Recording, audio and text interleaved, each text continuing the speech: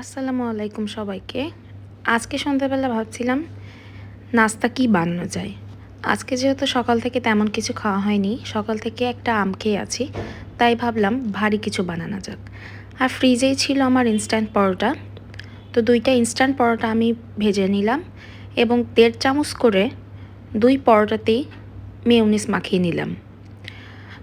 একটা পরোটা আমি তুলে রাখবো, পরবর্তীতে যখন ক্ষুধা লাগবে জাস্ট গরম করে আমি খেয়ে নিব।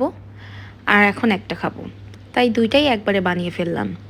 চলেন কিভাবে আমি পুরো পরোটাতে কি দিলাম দেখা যাক। বাসায় যদি থাকা হয় ফ্যামিলির সাথে, তাহলে তো আম্মুই সবসময় নাস্তা রেডি করে দেয়। আর যেহেতু আমি একা থাকি, ব্যাচেলার বাসায় থাকি, তাই নিজের নাস্তা, নিজের খাবার সব কিছুই একা একা তৈরি করতে হয়। ভালোই হয়েছে, একটু করে রান্না শেখা হচ্ছে, প্রতিদিন নতুন কিছু তৈরি করি আর আপনাদের সাথে শেয়ার করি। আর এই যে এখানে 2টা ডিম আমি ভেজে নিচ্ছিলাম। নুডলসে যেভাবে আমরা ঝুরি করে নুডলসে ডিম অ্যাড করে থাকি, সেম ওইভাবেই আমি ডিমটা ভেজে নিলাম। আর ডিমটা যেহেতু ঝুরি করলাম, অনেকটাই ক্রিস্পিনেস চলে এসেছিল, যেটা আমার কাছে খেতে অনেক মজা লাগে।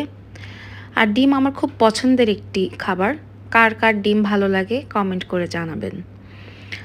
আর এই যে পরোটাতে আমি 2টা স্লাইস চিজও দিয়ে নিলাম। আর এখানে আমার রান্না করা কিছু মুরগির মাংস ছিল, আমি 3 পিস করে 2 পরোটাতেই দিয়ে নিলাম। এটা কিছুটা শর্মার মতো। এগুলো নাস্তার জন্য আমার কাছে মনে হয় একদম পারফেক্ট। বাসায় যা কিছুই বানানো হোক, দেখতে খারাপ হলেও খেতে কিন্তু ভালোই লাগে। বাহিরের মতো হয়তো টেস্ট হয় না, কিন্তু খেতে অনেক মজা হয়। আর এই যে আমি ইদানিং স্বপ্নের সস ট্রাই করছি, আমার কাছে খুবই মজা লাগে। স্বপ্নের নিজের তৈরি সস এইটা। আর এই তো আমি 2টা পরোটাই সুন্দর মতো ফোল্ড করে রেখে দিলাম। আর ভাবলাম পরোটার সাথে যদি একটু চা বানানো যায় তাহলে তার কথাই না। আর চায়ের পাত্র একটু এরকম হবেই স্বাভাবিক, কারণ চা সবসময় বানানো হয় আর আমি সবসময় প্রতিদিন 2 থেকে 3 কাপ চা খেয়েই থাকি, কারণ চা আমি প্রচুর পছন্দ করি। আর যারা চা লাভার আছে তারা তো জানেই। আর এই তো আমি ইনস্ট্যান্ট চা মিক্স দিয়ে দুধটাতে অ্যাড করে দিলাম। আর আজকে আমি ভুলবশত চিনি দিতে ভুলে গিয়েছিলাম। ওখানে অবশ্য মিক্সটাতে চিনি দেওয়াই থাকে, তারপরেও আমি সামান্য একটু চিনি দিয়ে থাকি।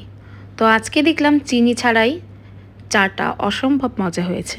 কারা কারা এই চা মিক্সটা ট্রাই করেছেন আমাকে জানাবেন। এই চা মিক্সটা এত মজা, আর সাথে যদি সামান্য পরিমাণ আর একটু